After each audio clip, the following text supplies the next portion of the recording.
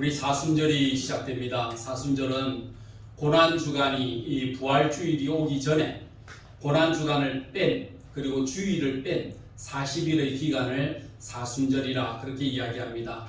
그리고 부활주일이 끝나고 난 이후부터 50일째가 되는 그날을 오순절이라고 기억해서 오순절에 성령 오시기를 기다리는 그런 시간을 준비하는 날입니다.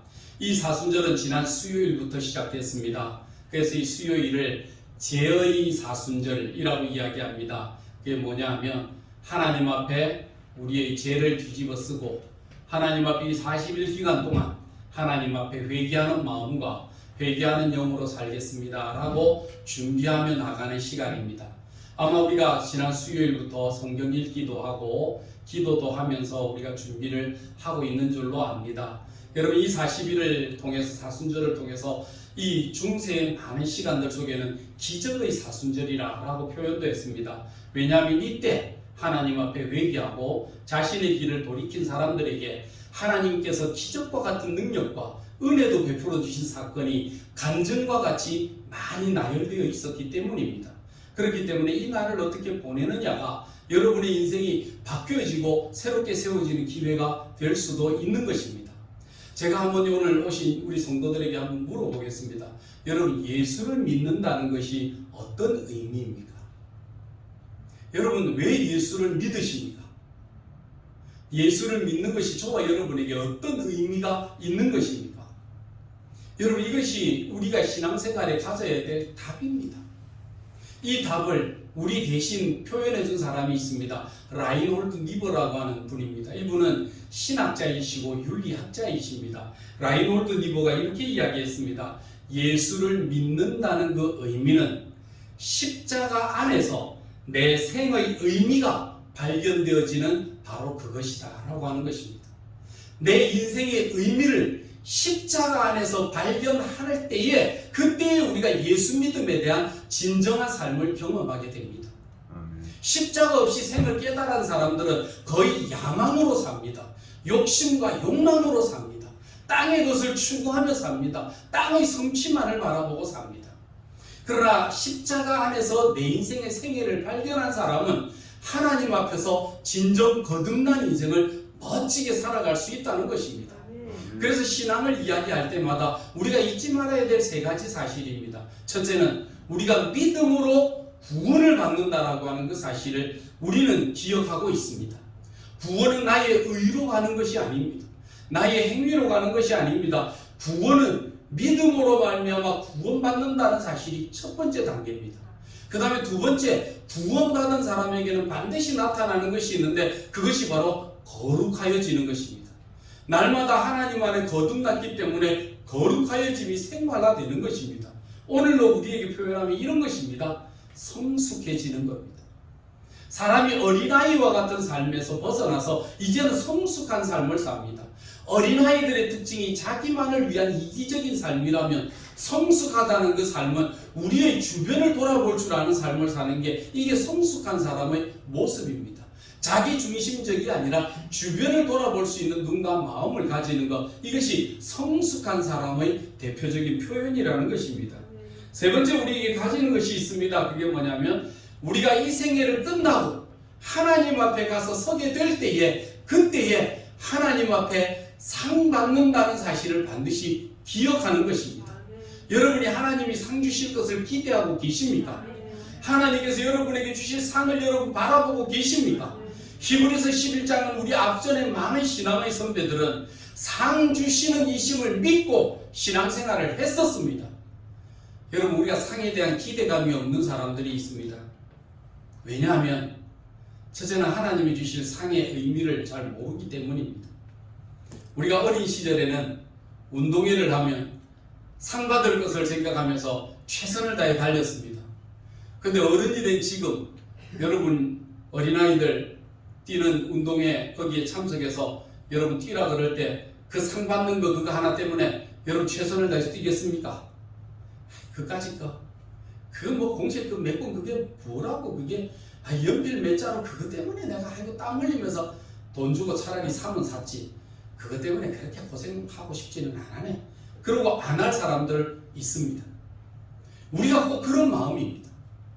내가 하나님보다 크다고 생각하고 내가 하나님보다 부유하다고 생각하기 때문에 하나님이 주실 상 같은 거는 기대도 안 합니다. 하나님이 나에게 줘봐야 얼마나 좋은 거 주신다고. 하나님이 주는 상 해봐야 뭐 그래 귀한 거라고. 내가 더 많이 가지고 있고 내가 좋은 거는 다 가지고 있는데 하나님이 주실 상 같은 건 난 기대도 안 한다 라고 생각합니다. 왜냐하면 내가 하나님보다 크다라고 믿고 있기 때문입니다. 그래서 우리는 하나님이 주실 상을 아예 기대조차도 하지도 안 하고 그것을 바라보고 달려가려는 마음과 생각조차도 안 하고 살아갈 때가 많습니다. 여러분, 신앙은 그렇습니다. 하나님이 우리에게 상 주시는 이심을 믿고 살아가는 것, 이것이 바로 저와 여러분이 가져가야 될 신앙생활의 모습이라는 것입니다. 이것이 어디에서 발견됩니까? 십자가에서 발견됩니다. 여러분, 십자가는요, 여러분 알다시피 더하는 삶이잖아요. 뭘 더합니까? 하나님과 나와의 관계를 더하고 그리고 사람과 사람 사이의 관계를 더하여 나가는 것, 이것이 십자가의 삶입니다. 그래서 십자가는요, 수직의 삶이 있고 십자가는 수평의 삶이 있습니다. 건전한 신앙인은요, 수직만 생각하고 살아가는 신비주의자가 아닙니다. 수평적인 것만을 생각하는 여러분 휴머니즘이나 인간 위주의 삶이 아닙니다. 십자가의 정확한 삶은 하나님과의 나와의 관계를 세우고 수평과의 사람과 사람 사이의 관계를 바르게 세우는 것, 이것이 바로 십자가의 삶이고 십자가의 은혜라고 하는 사실입니다. 성경에 많은 단어가 14,600개의 단어가 신구약에 쓰여져 있습니다. 단어가 14,600개의 단어로 쓰여져 있는데 이 단어 속에 없는 단어가 있습니다. 그게 뭐냐면 평등이라는 단어는 없습니다. 성경은 우리에게 평등을 가르쳐 주지는 않습니다. 성경은 우리에게 공평이라는 단어를 주고 공의라는 단어를 주십니다. 여러분, 세상은 평등하지 않습니다. 세상은 공평하지 않습니다. 세상은 살아가는 날 동안 그렇게 공평하지는 않습니다. 평등하지 않습니다. 그러나 하나님께서 우리에게 주시는 것이 있습니다. 그게 뭐냐면 하나님은 우리에게 그런 불평등한 세대 속에서도 하나님은 공의롭게 일하고 계신다는 사실입니다. 여러분, 우리가 하나님이 계신다는 것을 믿는다는 게 뭡니까? 하나님이 계신다는 것을 믿습니까, 여러분? 하나님이 계시는 것을 확신하십니까? 그러면 여러분 지난 한 주간 동안 살아갈 때에 여러분이 말하는 속에, 여러분이 행동하는 속에, 여러분이 계획하는 속에, 여러분이 하는 모든 일 속에 하나님이 지금 내 옆에서 내가 하는 일들을 다 보고 계신다는 것을 여러분 믿으십니까? 우리가 그렇다고 하면 죄를 못 짓죠. 그렇다고 하면 악한 행동을 못 하죠. 악한 말과 악한 마음과 악한 계획을 꾸미지 못합니다. 왜냐하면 하나님이 지금 나와 함께 계신다는 것을 믿는다는 그 사실이 있으면요, 우리 절대 그렇게 못 삽니다. 우리가 하나님이 반드시 계신 것과 라고 하는 그 말씀, 히브리서의 말씀을 기억할 때는 하나님이 내 옆에 계셔서 내가 말하는 거 하나하나 다 듣고 계시고 내가 행동하는 거 하나하나 다 보고 계시고 내가 마음에 생각하고 계획하는 것을 하나하나 다 읽고 계신다는 사실을 의식하고 사는 그 삶이라는 것입니다. 이것이 하나님이 계신다는 것을 우리가 믿고 사는 것입니다. 그렇기 때문에 예수 믿는 사람은 말할 때에도, 생각할 때에도, 계획할 때에도, 행동할 때에도 하나님이 지금 나와 함께 계셔서 나의 행하는 것 모든 것 다 보고 알고 듣고 지키신다는 것을 믿는 그것으로부터 시작하는 겁니다. 그래서 우리가 이 십자가 안에서 내 생의 의미가 발견될 때에는 하나님과의 나와의 관계, 하나님이 계신 것과 그가 자기를 찾는 자에게 상 주시는 이신 것을 우리가 확실하게 믿고 수평적인 삶 속에서는 내 이웃을 내 몸과 같이 사랑하는 그 마음, 그 정신을 가지고 살아간다는 바로 그것입니다. 이것이 바로 예수를 믿는다는 것의 바른 의미인 것입니다. 우리가 이 마음으로 살아가는 것이거든요. 자, 오늘 사도행전 2장에 들어가면 오순절 성령의 역사가 나타나는 것을 바라봅니다. 오순절 성령의 역사로 베드로가 멋진 설교를 했습니다. 베드로를 가르쳐 이렇게 이야기합니다. 그는 본래 학문이 없던 무식한 사람이라. 세상 사람들이 다 아는 무식한 사람입니다. 베드로는 배운 적이 없습니다. 지식이 풍족하지 않습니다. 그런데 베드로가 성령이 충만하여졌을 때에 어떤 것이 나타났느냐 하면 그의 설교를 듣고 많은 사람들이 놀랐거든요. 저가 학문도 없는 사람이 어떻게 저렇게 설교를 할 수 있을까 놀라는 그 모습을 바라보는 겁니다. 그런데 베드로가 어떻게 이런 설교를 할 수 있었을까? 베드로는 성령에 충만하였을 뿐만 아니라 성령 충만한 사람의 모습이 이렇다는 것을 보여준 겁니다. 여러분 성경 말씀 봅시다. 2장 1절 말씀에 보면 오순절 날이 이미 이르매 그들이 다 같이 한 곳에 모였더니 홀련히 하늘로부터 급하고 강한 바람 같은 소리가 있어 그들 앉은 온 집에 가득하여 4절에 보면 그들이 다 성령의 충만함을 받고 성령이 말하게 하심을 따라 다른 언어들로 말하기를 시작하니라. 오순절 날이 이미 이르렀다라고 하는 이 말은 가만히 있다가 50일이 되었으니까 50일이 지났다 이런 것을 의미하지는 않습니다. 그날은 무슨 날이냐면 이미 사도들이 예수 그리스도의 부활하신 그 현장 앞에 예수님과 만남의 40일의 시간을 지나고 예수님께서 특별히 제자들에게 부탁하실 때에 너희가 예루살렘을 떠나지 말고 하나님의 약속하신 선물을 기다리라 하신 말씀을 받고 그들이 마가의 다락방에 모여 그들이 기도하기를 전혀 힘쓰니라 라고 하는 그 기도에 전혀 힘쓰기를 위하여 있었던 바로 그때를 이야기하는 겁니다. 여러분 오순절은 시간만 50일 지났다고 오순절이 임하는 것이 아닙니다. 오순절에 임함은요 그날에 임하여질 때를 위하여 우리가 준비하는 시간입니다. 무엇으로요?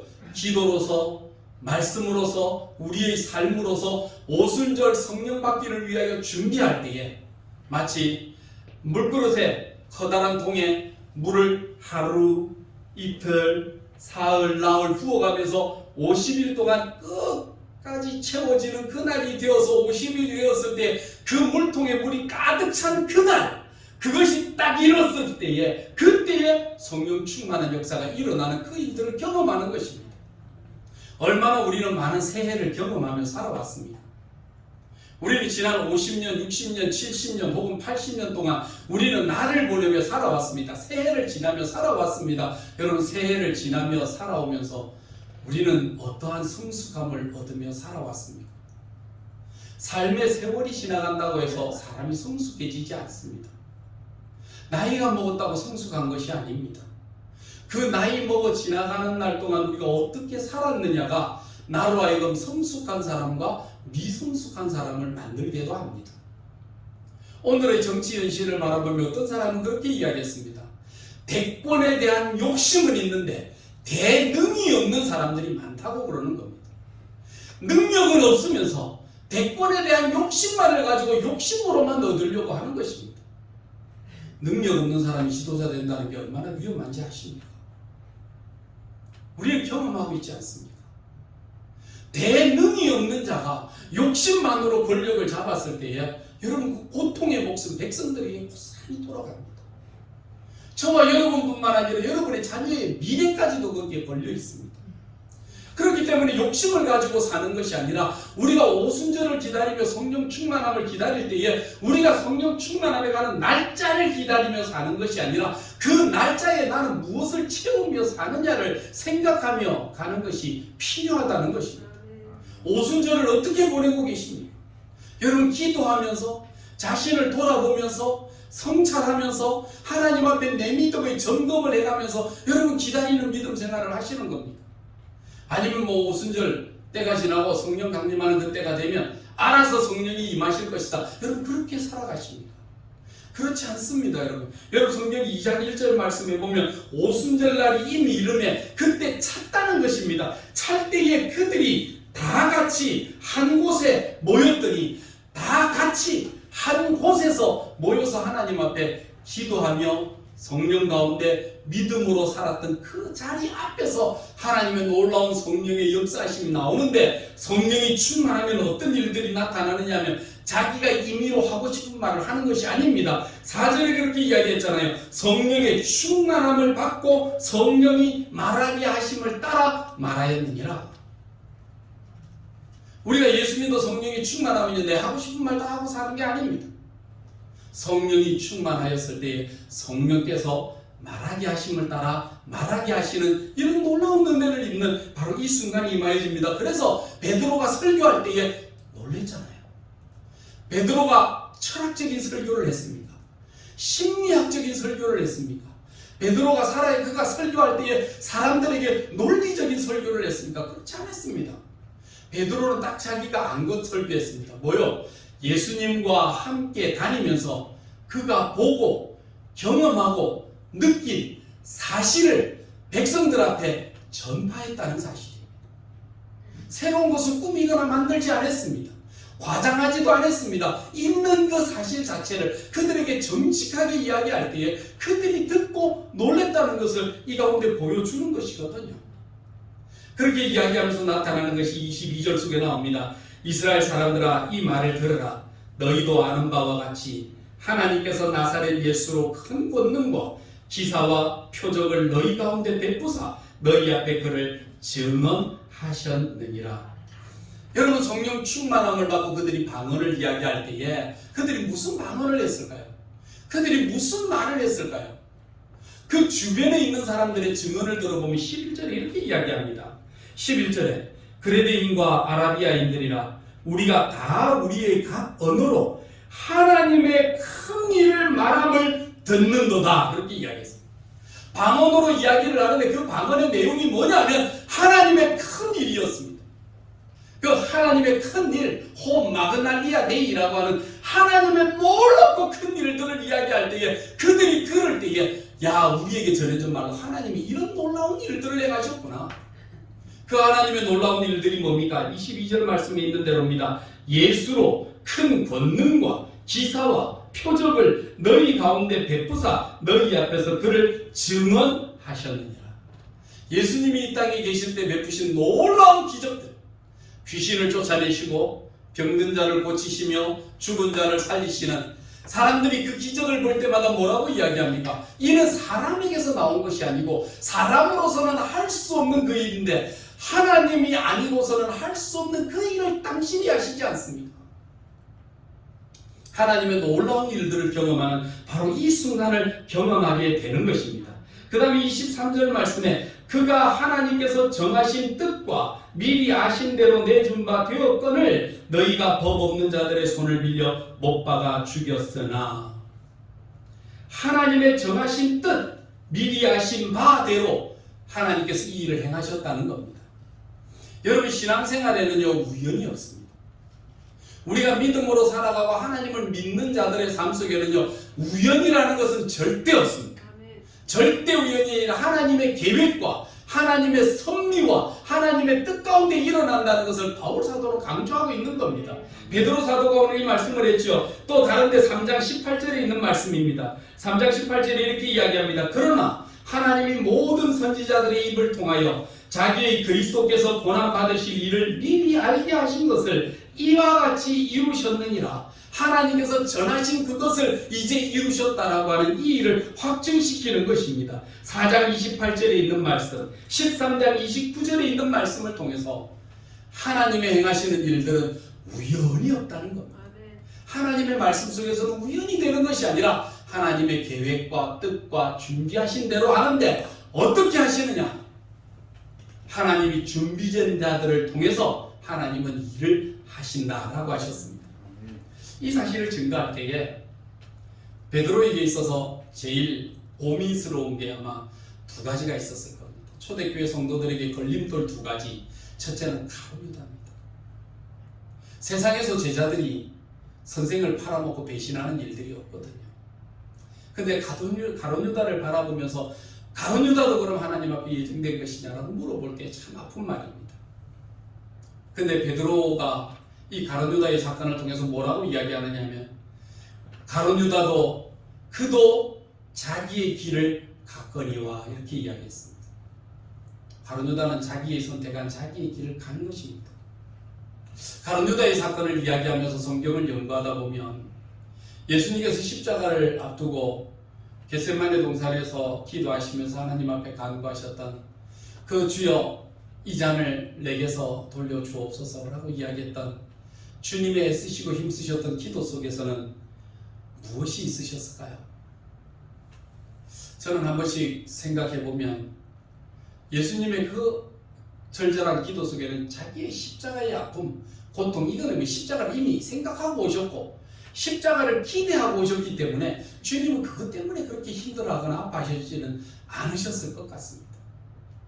그러나 주님으로 하여금 이렇게 눈물 나게 하고 고통스럽게 하며 하나님 이 잔을 내게서 이 잔을 내게서 거두어 달라고 하나님 앞에 기도할 때마다 그가 생각했던 기도는 아마 가룟 유다는 아니었을 거예요. 가룟 유다를 향하여 끝없이 회개를 종용했습니다. 나에게 이 잔에 손을 넣는 자가, 나와 함께 잔을 마시는 자가, 떡그릇에 넣는 자가, 내가 떡을 집어다가 주는 그 사람이 나를 판단하고 수십 번 이야기해도 여러분 가증스러운 베드로에게 가룟 유다는 결코 그것이 자기의 것이라고 생각하지 않았습니다. 여러분 하나님의 사람 포커페이스를 가지면 안 됩니다.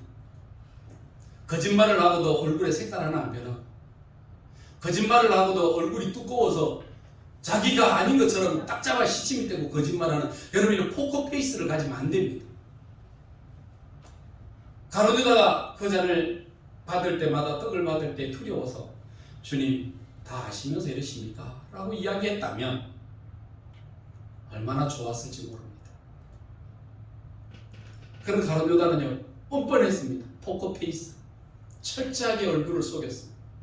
예수님 앞에서 두꺼운 얼굴을 가지고 전혀 얼굴에 색깔 하나 바뀌지 않고 도대체 우리가 거짓말을 하면 저도 얼굴이 빨개지고 식은땀이 나고 그래야 되는 거 아닙니까?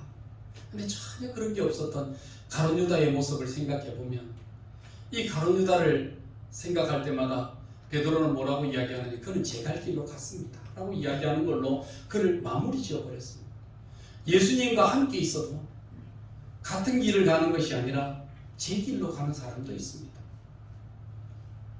그래서 그 자리를 어떻게 했습니까? 다른 사람으로 메꾸어 놓습니다. 왜냐하면 그 빈자리를 계속 놔두면 사람들이 생각나거든요. 그 빈자리가 자꾸 생각나서 아이고 가룟 유다 할까봐 얼른 제비를 뽑아서 그 자리에 한 사람을 다른 사람으로 메꾸었습니다. 마띠아라고 하는 사람을 세워서 그 자리에 12명을 딱 채워서 제 길로 간 사람은 놔놓고 또 다른 사람으로 그 일을 대신할 사람을 이끌어냈던 마띠아를 세움으로 12명의 제자들을 완성했다는 것입니다.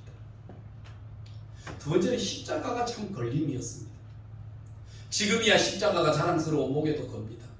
근데 요새는 십자가 목걸이 목에 걸고 다니는 우리 여자 성도들을 잘 볼 수 없습니다. 왜냐하면 십자가 목걸이 걸고 잘못 있다가 예수 믿는 게 그래서 하나 그 소리 듣기 싫어가지고. 남자들도 양복을 옛날에 입으면 장모님들이 되면 십자가, 이 금으로 된 십자가를 붙여줘요. 근데 옛날에는 그 양복 입을 때 십자가도 붙이는 걸 참 자랑으로 생각했는데 요새는 십자가 별로 자랑스럽게 안 답니다. 장모님이 그 십자가 달고 그렇게 하십니까? 라고 물어보면 그 부끄러워가지고 십자가를 다 떼더라고요. 그래서 내가 한번 기도하면서 예수 믿으면 문신을 새겨줄까 싶습니다. 똘태기에다 큰 십자가를 하네. 그래야 우리가 좀 살아갈 때 그 십자가를 의식하면서 안 살겠습니까? 여러분 우리 한번 해보실랍니까? 내부터 해라고 이야기를 한번 기도합시다. 하나님께서 뭐 그걸 십자가를 붙여주시든지 해요. 우리 십자가가 달려있는 포커페이스가 아닌 십자가의 인생. 이 십자가가 지금은 자랑의 상징이지만 그때는 부끄러움의 상징이었거든요. 최고로 악한 자에게 십자가를. 여러분 옛날에 사람들을 죽일 때에 십자가에 달아놓고 죽였습니다. 왜 그렇습니까? 너무 악독한 죄인이기 때문에 땅에다가 묻지를 못합니다. 왜냐하면 땅이 오염되기 때문에. 그래서 땅을 정화시키기 위해서 십자가에 달아놓으면 새들이나 짐승들이 와서 살을 다 뜯어먹습니다. 살을 다 뜯어먹고 나면 그 다음에는요 땅에다 묻는 것이 아니라 바로 물에 던져버립니다. 남는 조각들은요 물고기들이 와서 다 뜯어먹어서 배설물로 나감으로써 새를 통해서 정화시킨다라고 믿기 때문에 십자가는 사람을 죽여서 심성으로 정화시키는 작용을 위하여, 바로 땅에다 묻으면 땅이 오염되니까 사람으로 정화시키는 작용을 한다라고 믿기 때문에 십자가 형벌을 준다는 겁니다. 그 깡부도한 죄인 아니면 십자가에 죽지를 않거든요. 그 십자가가 고민이었을 겁니다. 여러분, 저는 이 사순절의 기간을 지나가면서 레위기를 읽으면서 공부를 합니다. 레위기를 다시 연구합니다. 그런데 레위기를 연구할 때 랍비들의 문헌을 연구해보면 이런 내용이 나옵니다.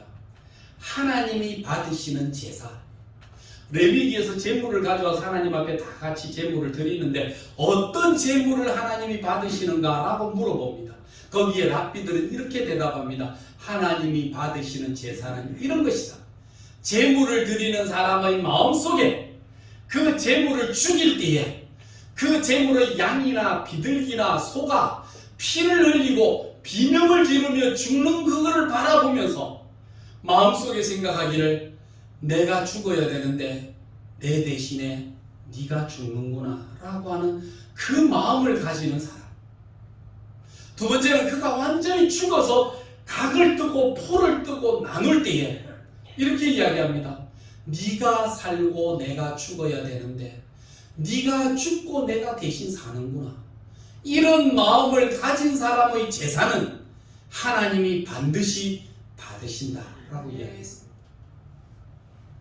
예배를 드리러 나올 때 하나님 앞에 하나님, 내가 죽어야 마땅한데 내 죄가 얼마나 크냐 하면 내가 십자가 위에 그렇게 처절하게 비참하게 땅에 묻히지 못할 만큼 큰 죄를 지은 죄인임에도 불구하고 내 대신 예수님이 십자가에 죽으셨습니다. 그 사실을 생각하며 내가 나옵니다라고 고백하는 이 마음, 주님께서 사셔야 되는데 주님이 십자가에 죽으심으로 내가 대신 살고 있습니다라고 생각하는 그 믿음, 그것을 가지고 나오는 예배자의 마음을 하나님이 기뻐 받으신다는 것입니다.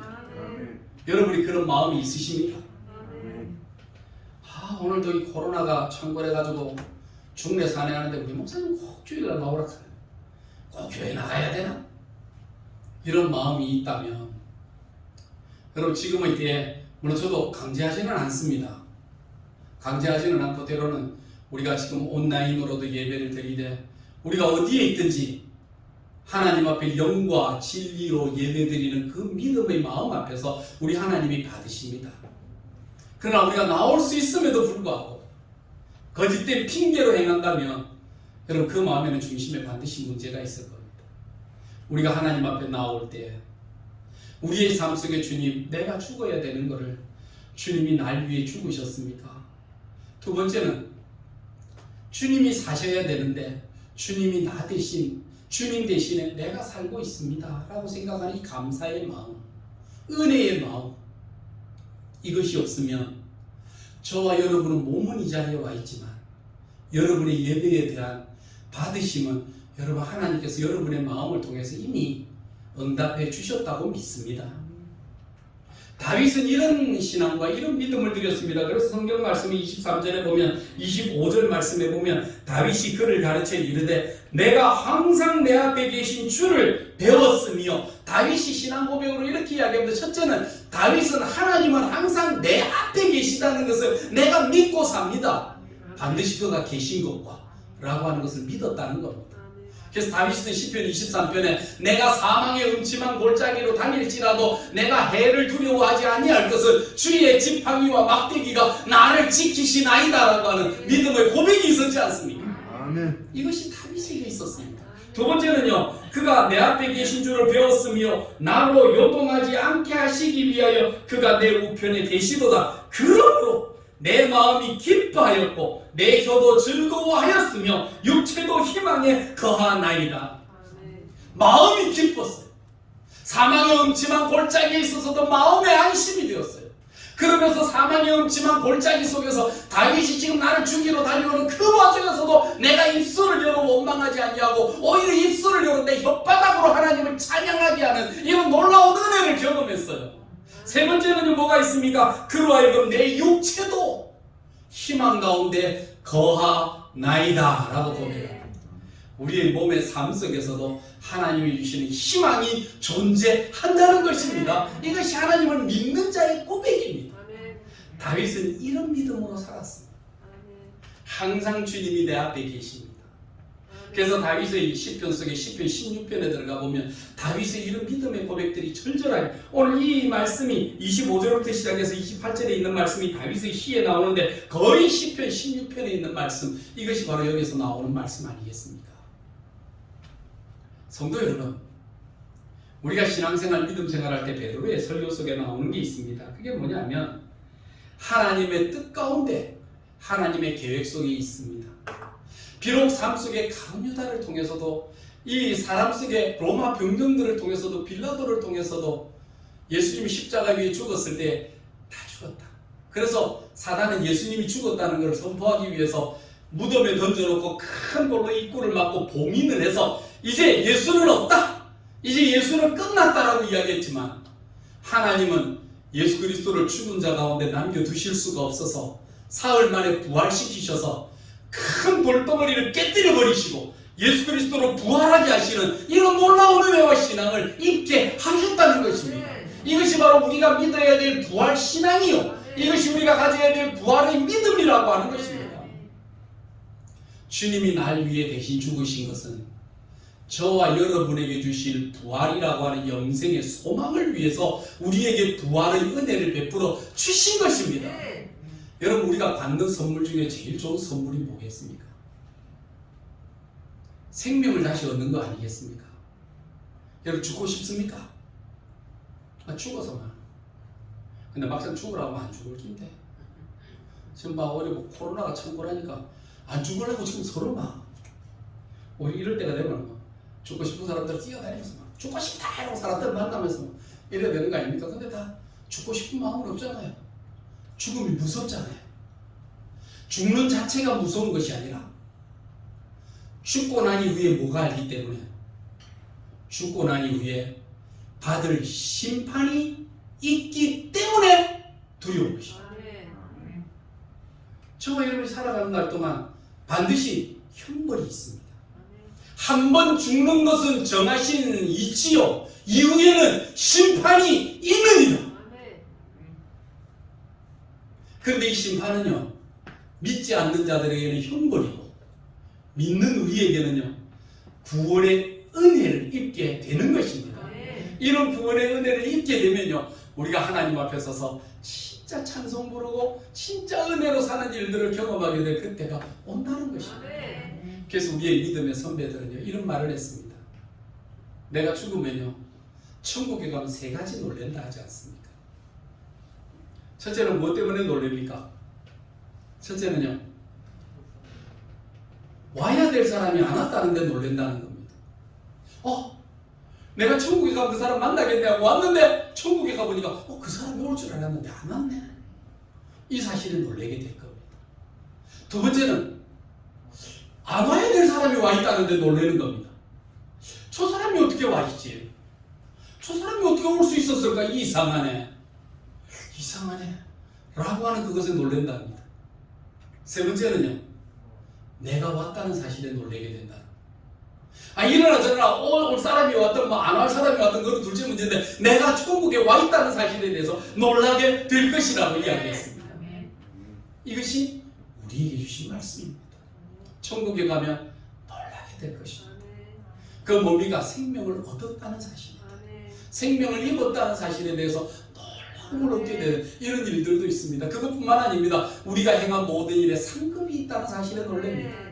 예수님 뭐라고 하시느냐 하면 우리가 의로운 자여 상을 주실 때 주님 내가 상 받을 짓 한 적이 없는데 무슨 상을 주십니까? 내가 어린 가난한 자에게 어린 소자에게 냉수 한 그릇도 주었고 내가 적은 일 행한 거 네가 한 거 내가 다 기억해.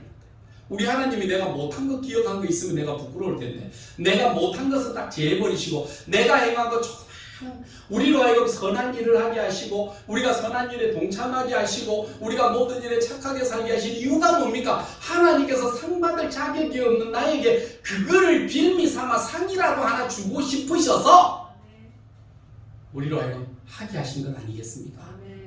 우리가 뭐 선한 일을 했다고 구원을 받겠습니까?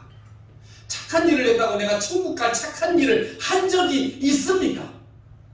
여러분이 행한 일들로 내가 천국 갈 수 있는 일을 찾아보십시오. 하나님 앞에서 좋다. 내가 너에게 천국 갈 수 있는 건덕지를 주겠다. 네가 그럼 나한테 내놓을 만한 거 찾아서 내놔 봐라 라고 이야기하면 내가 무엇을 내놓아서 하나님 내가 이거 있으니까 천국 보내주세요 라고 할 만한 것이 뭐가 있습니까? 하나님 우리의 행한 것으로 구원을 주시기 위해서가 아니라 뭔가 조그마한 건더기라도 하나 잡아서 상을 주고 싶으셔서 그것에 대해서 우리로 하여금 선한 일에 착한 일에 바른 일에 동참시켜 나가도록 우리를 독려하시는 것입니다. 이것이 하나님의 사랑입니다. 이런 은혜를 있게 하시는 것을 누구를 통해서? 다윗을 통해서 이야기하시지 않습니까? 니들이 존경하는 다윗 있지? 그 다윗도 예수 그리스도를 바라보며 주라고 말씀하시며 그 앞에 경배하였느니라. 사람의 위대함이 중요한 것이 아니고 그런 위대한 사람조차도 예수 그리스도 앞에 주라고 고백하며 엎드려 예배했던 사람이다 라고 하는 것을 가르치는 것이 바로 베드로의 설교 속에 있는 것입니다. 우리가 위대하다고 해서 예배가 면제되지 않습니다. 우리가 대단하다고 해서 하나님과 떠나 살지 않습니다. 그래서 미국의 유명한 대통령들, 특별히 우리 지미 카터 대통령 같은 사람은 그가 백악관에 앉아서 대통령이 되었지만 그가 주일이 되면 꼭 비행기를 타고 자기 고향으로 가서 예배를 드렸습니다. 자기 시골에 있는 그 고향 교회로 가서 그거 예배를 드리고 그곳에서 주일학교 반사로서 주일학교 교사로서 어린아이들을 가르쳤습니다. 처음에는 막 대통령이 거기 가서 막 주일학교 교사한다니까 기자들이 가가지고 방송국에 가가지고 지미 카터 대통령이 그분들을 바라보면서 이렇게 이야기했습니다. 여러분 오늘은 처음이니까 여러분 와서 취재하고 하지만 다음 주일부터는 여러분도 여러분이 섬기는 교회 가서 예배 드리십시오 라고 해서 기자들을 못 오게 했습니다. 대통령이라고 주일 면제받지 않습니다. 그 어떤 위대한 사람이라고 해서 하나님 앞에 예배가 면제되어지는 사람은 없습니다. 내가 누구라 할지라도 하나님 앞에서는 예수 그리스도를 나의 구주로 고백하며 그 앞에 경배하는 것이 하나님 앞에 구원받은 백성의 참 모습이다 라고 하는 것을 오늘 베드로 사도는 이 일들을 통해서 우리 가운데 가르쳐주고 계시는 것입니다. 이것이 바로 베드로 사도가 우리에게 구원받은 성도, 구원받은 자녀의 모습을 말하고 있는 것을 표현하는 것입니다. 우리는 이 땅에 살아가면 사랑을 많이 이야기합니다. 남편과 아내 사이에도 사랑을 이야기합니다. 부모와 자식 간에도 사랑을 말합니다. 여러분 하나님 앞에 나와서도 여러분 사랑을 이야기합니다. 한번 물어봅시다. 여러분 사랑이 뭡니까? 사랑이 뭡니까? 사랑이 뭡니까? 사랑의 말은 많이 하지만 진짜 그 사랑이 사랑 같지 않은 사랑이 뭡니까? 희생 없는 사랑이 될 때 그때 그 사랑은요 거짓말입니다. 미국에 가면 유럽에 가면 자유주의 연애를 구축하고 있는 많은 젊은 남녀들이 서로 만날 때마다 사랑해 사랑해 하고 남들이 있던 없던 길거리에서도 서로가 끌어안고 사랑해 하고 한이 꿀물이라고 어떤 슈가 어떤 때는 설탕물 뭐 이래요. 그렇게 뭐 사랑해 한이 슈가 하면서 그렇게 사람들이 뭐 남의 얼굴을 다 빨아먹을 것과 같이 그렇게 막 키스를 하면서 서로 사랑한다 사랑한다 하다가요 막상 임신했어 하는 소리가 들리면요 나하고는 상관없어. 우리가 사랑을 했지만 임신은 생각하고 계획하지 않았던 거예요. 나는 걔까지 책임질 수 있는 그런 마음은 없어. 임신하는 그 순간에 사랑은 떠나가는 겁니다. 왜요? 책임을 져야 되고 희생을 해야 되거든요. 여러분 그게 사랑입니까? 사랑이라고 하는 그 사랑 자체에는 뭐가 있어야 됩니까? 희생 없는 사랑이라는 것은 거짓말입니다. 그러니까 사랑이라고 하는 말 자체 속에서 내가 하나님 앞에 하나님이 우리를 사랑하신다고 할 때 하나님은 우리를 위해 가장 귀중한 하나밖에 없는 당신의 아들을 희생시키셔서 우리를 구원하신 그 사랑의 은혜를 입고 왔는데 우리도 하나님을 사랑하노라라고 이야기하면서 그 사랑하노라는 그 사랑 속에 우리를 입술로만 뻔질나게 사랑합니다 사랑합니다 하고 사는 거짓된 사랑으로 살아있는 것은 아니겠습니까? 우리는 하나님을 믿고 믿음으로 살아갈 때에 나는 주님을 사랑한다라고 이야기할 때에 그 사람의 삶 속에 나는 어떠한 사랑으로 주님 앞에 가고 있는가? 립 서비스입니까? 입술로만 사랑합니다. 입술로만 그냥 사랑합니다. 그러나 정말 내가 하나님 앞에서 내 삶에 나를 위하여 죽으셨던 아까 레위기서에 제물을 드릴 때에 그 마음, 그 생각, 그 중심 그런 건 하나도 없는 내가 낸대라고 하는 이런 믿음의 신앙생활은 여러분 그것은 하나님 앞에 우리가 평생을 살아와도 우리가 몇십 년을 살아와도 우리의 예배 속에는 여러분 하나님이 받으실 만한 예배의 요소가 상실된다는 것입니다. 다윗조차도 하나님 앞에 설 때는 나는 하나님 앞에 이런 사람입니다 라고 고백하는 그 믿음으로 선다면 자기 인생의 생애를 나가서 70평생을 살며 하나님 앞에 그 삶을 살았던 다윗도 하나님 앞에서 이런 믿음 속에서 하나님을 구주라 고백하며 주님이라 고백하며 그의 삶을 살았던 그 생애를 바라보면 우리는 하나님 앞에 어떤 믿음, 어떤 신앙, 어떤 자세로 살아가는지를 점검해 볼 수 있는 시간, 사순절의 첫째 주일을 지나가면서 나는 이 사순절을 어떤 마음으로 채우며 살 것인가. 흘러가서 날짜만 지나면 그 날짜에 도달하는 것이 아니라 그 날짜에 도달하기까지 오늘 우리로 말하면 성숙함이 이룰 수 있도록 인내하고 실천하며 희생하며 자기를 쳐서 복종시키는 이런 삶을 살아가는 이런 믿음의 삶이 우리 가운데 있어야 되지 않겠습니까? 이것이 오늘 다윗을 통해서 가지는 부활의 신앙, 부활의 믿음의 길을 우리에게 가르쳐 주시는 것입니다.